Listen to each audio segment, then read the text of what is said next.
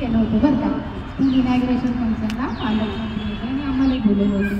तर वापस येताना सरांनी विचारलं, माझ्याकडे एक शॉर्ट फिल्मची स्टोरी तयार आहे, तुम्ही कराल का? मी म्हणजे स्कूल कॉलेज डेजमध्ये असताना मी खूप केलेले अवॉर्ड्स मिळालेले आहेत, पण लग्नानंतर मी तर काही केलेले नाही अशी ॲक्टिव्हिटी, पण तुमच्यासोबत म्हणजे मी करते म्हणून मी केली आणि त्याला खूप ॲप्रिसिएशन झालं, अवॉर्ड मिळाले. नंतर त्यांच्याच प्रेरणेने मी एक फिल्म प्रोड्यूस केली, करो ना प्यार जरा, त्यालाही मॉरिशसमध्ये अवॉर्ड मिळालं, इथेही मिळालं. म्हणजे असे एक चांगले दोस्त जेव्हा आपल्यासोबत असतात ना, आपल्या आयुष्याचं सोनं सोनं होऊन जातं पहा.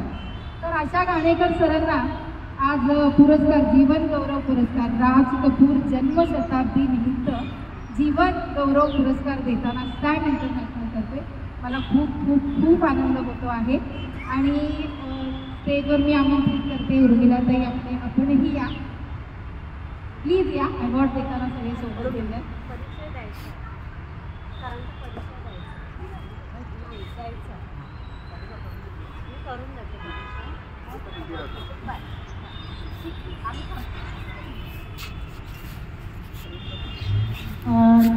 घाणेकर सर आणि मी एका संस्थेमध्ये असल्यापासून आमची ओळख आहे.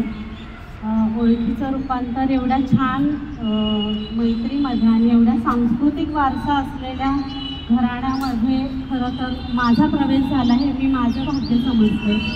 डॉक्टर मधुसूदन घाणेकर यांच्या नावामध्ये मध, गोडवा, त्यानंतर अवीट गोडी ज्याला म्हणतो ती डॉक्टर मधुसूदन घाणेकरांकडे आहे. कोणताही एक पैशाचाही व्यवहार न करता, देणं घेणं न करता अनेक कार्यक्रम सर हिरिरीने आणि मोठ्या उत्साहाने आयोजित करत असतात. भारतीय जनता पार्टीचे ते सांस्कृतिक विभागाचे अध्यक्ष आहेत. त्यानंतर सरांचं डहाळी नावाचा एक अंक निघतो, ज्याला अनियतकालिक म्हणून ओळखलं जातं. त्याचे आत्ता 650च्या वरती अंक प्रकाशित झालेले आहेत. त्या अंकाचं वैशिष्ट्य म्हणजे त्याच्यामध्ये जी व्यंगचित्र असतात, ज्या कविता असतात, जे लिखाण करायचं असतं, त्याचं जी आखणी असते ती पूर्णपणे डॉक्टर मधुसूदन घाणेकर सरांची आहे. त्यांचं एक मोठं अभियान चालवलं जातं माणसाला माणसाशी जोडण्यासाठी. त्याला विश्वजोडो अभियान म्हटलेलं आहे. पसायदानामध्ये ज्ञानेश्वर माऊलींनी जे म्हटलं आहे, पसायदान आणि विश्वाला जोडण्याचं काम, ह्या उक्तीप्रमाणे डॉक्टर मधुसूदन घाणेकर हे सतत कार्यरत आहेत.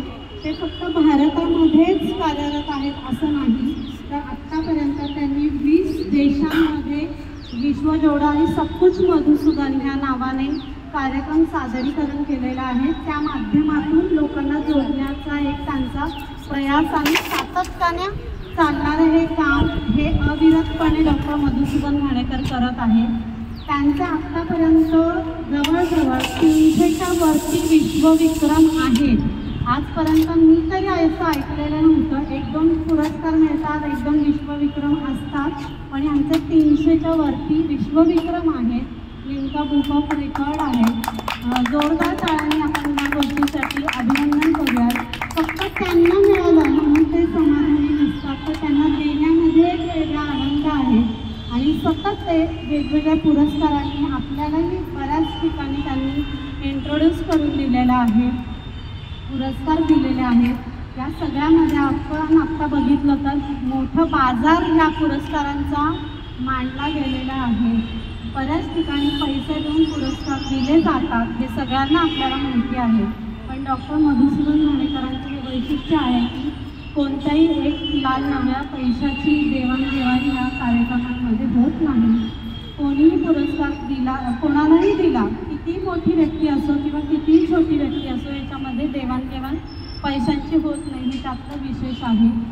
भरभरून देणं हा त्यांचा मूळ स्वभाव आहे. ते त्यांची रफीची गाणी असतील किंवा राज कपूरजींची गाणी असतील, ज्या पुरस्काराने आज त्यांना सन्मानित करणार आहोत, त्यांची गाणी असतील, ह्या प्रत्येक गाण्याचे त्यांचे रेकॉर्ड ब्रेक त्यांनी केलेले आहेत. मगाशी डॉक्टर समतांनी जसं सांगितलं, नक्षत्र.com ही फिल्मसुद्धा त्यांची खूप फेमस आहे.